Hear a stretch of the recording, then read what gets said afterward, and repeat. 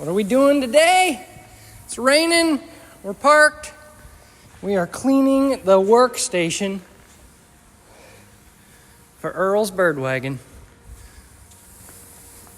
We're going to park that sucker right behind the combine, giving us a few days, actually. A few days more than necessary to get that thing going. Stay tuned. Hi. Hey, Copper. How you doing, bud? You gonna join me today? Yeah. Oh. Good boy. I don't know where to start because Dad's not here. Normally we just do things together, but I'm gonna start by emptying this out. This was from the last one. Look at all these extra balls. Just kidding. Everything from the shop just kind of gets thrown in the magnetic tray. And but this time, sorry, we're gonna start fresh with an empty magnetic tray. We're gonna fill it with hardware. So to make a long story short, no, we're not. We're gonna tell the whole story. We don't need to make it short. If you want to watch the whole video, you can watch the whole video. This is a car that was for sale. My friend Heath was trying to sell this car because the head gasket was out and it was overheating. He tried a water pump and to no avail. Yeah, he had this car for sale on Facebook Marketplace, and a local friend, a UPS driver, tagged me in the post, as do a lot of people when they find Subarus for sale. I love it. That need engine work. I love it. A little bit more about it. He said, "I like the car. I just don't want to spend the money to have the head gaskets replaced because it's expensive. You take it to a shop, it's expensive." Well, I am not a shop. So Heath and I kind of came to an agreement on what it was going to cost roughly to fix this thing up. He's got a new radiator in the back seat. We're going to put that in as well. And we're going to do this EJ25D head gasket job. We've never done it. And this is going to be a fun little project here. It's a rain day. Had to fix the combine. We had a busted O-ring on the solenoid valve that runs these chaff spreaders. And that is fixed. And I bravely parked this right behind the combine, knowing that it's supposed to rain the rest of the weekend.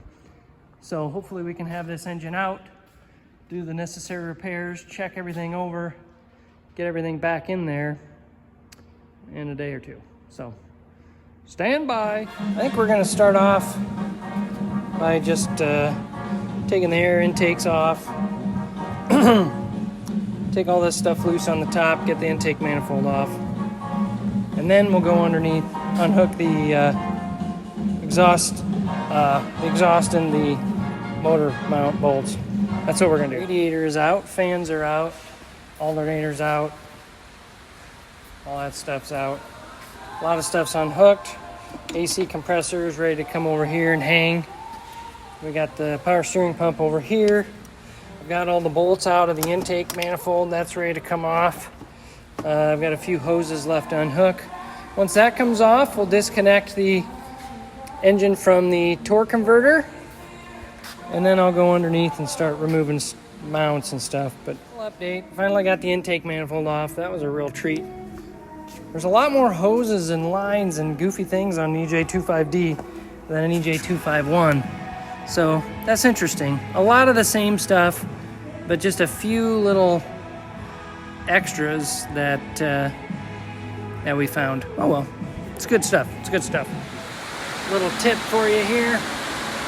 Sometimes this, the darker piece that this bar's against, that's the torque converter.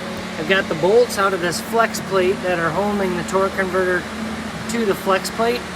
And when you pull this engine, sometimes those two want to stick together. So I've got a ratchet on here, and I've got this bar pushing against the torque converter hard. And then I'm gonna bar it over slightly, bang on it a little bit. There. Oops, I don't know if you can see that. But what I did was I broke the torque converter loose from the flex plate. And that's gonna save me some headache when I go to pull this sucker out in about 25 minutes. It is raining like crazy here. It is raining like crazy. Makes it hard to concentrate and hear my music. All right. Everything's unhooked underneath. Everything's unhooked above. We're gonna Get the jack under the transmission to support it. We're gonna start cranking with this big beast. This is how you test the maximum tensile strength of all the bolts you forgot to take out. She's coming out, boys and girls. All right, so got the timing covers off. What I did was I barred it over so that all the timing marks are lined up. That little mark there goes right up here to this notch. Over here, we've got a line that marks with this notch, and on the side, we've got a mark that marks with that notch, and the two cam drivers each have a double mark, and those be together. Same way with this one a little bit, that mark and that mark the side mark, and then the double marks. So we've got them all set, so when we take the belt off, I've got the belt marked because I'm going to reuse this belt because the timing was just done on it, and the water pump, in hopes that that would cure the overheating issue, which it did not. So next we're going to take the belt off and we're going to take the heads off, start cleaning. Yep, just like a turbo car. I'm going to take the cam caps off, take the cams off to get at the head bolts. So, nice. All right, well, I've got the second valve cover off and it's in the wash. And it's 6 o'clock. I need to feed the animals, take a shower, eat, and I got a meeting at 7. So this is gonna have to wait until tomorrow, but tomorrow we're gonna put it back together and it's gonna run. Stay tuned. Surface of the block is clean, it's straight and flat. Surface of the head is gonna get a little bit more clean before we're done, but it's straight and flat. That one's good, cleaned out. I think if anything, it's gonna be this side that's the problem. This one's starting to clean up, wash off. When you burn coolant for very long, it starts to clean off the face of that piston, I've noticed. So this here, I mean, I don't know. Yeah, it doesn't look good, but on the back side, I'm thinking it must have come in right around here. These are coolant ports. And if he was burning it, he's breaching this ring here.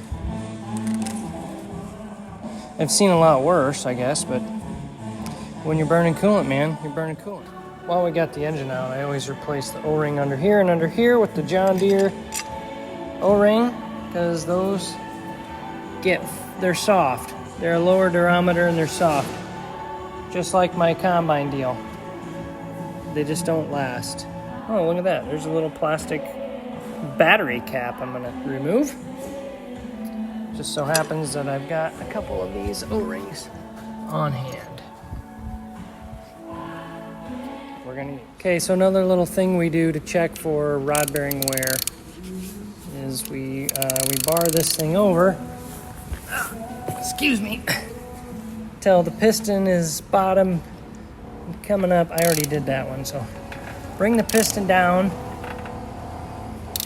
and then start to bring it back up.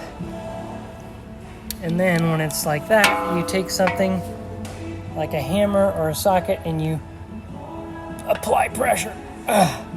And you try to get it to move, even just a little bit, like a tunk. If it does, you have wear on your rod bearings. If it's tight, you should be okay. That's kind of a redneck way to check, but it works. All right, heads are cleaned up. I got my straight edge here. I'm gonna go across like so, right across the center. They usually warp so that this center is higher, which is backwards from what you'd think. Higher means a space there. And I've got my light there shining. I should see light underneath of this spot right there if there's a gap. And I don't see any light. So that's good. If you can see light, usually there's enough tolerance that you need to have them machined. These are the multi-layer steel gaskets, the Subaru ones that we're gonna use. But I ordered a kit for the rest of the stuff to get the rest of the engine gaskets.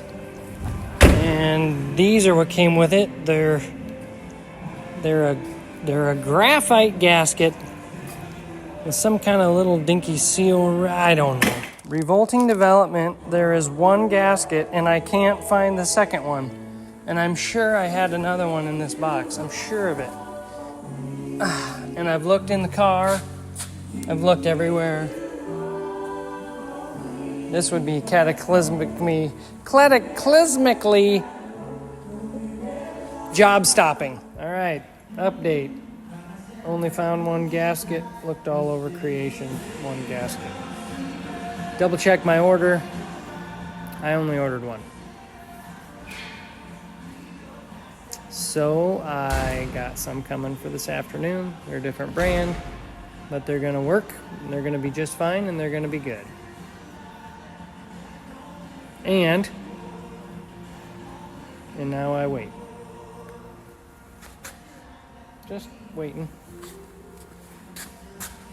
Got my pile of stuff here cleaned up, ready.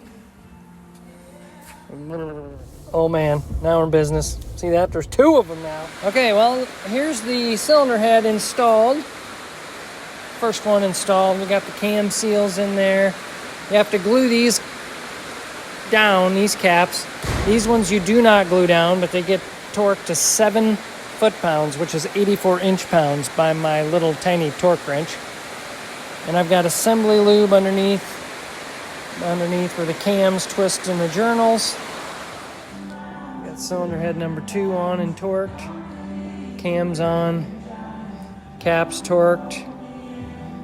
Cam seals in. We're going to put valve covers on.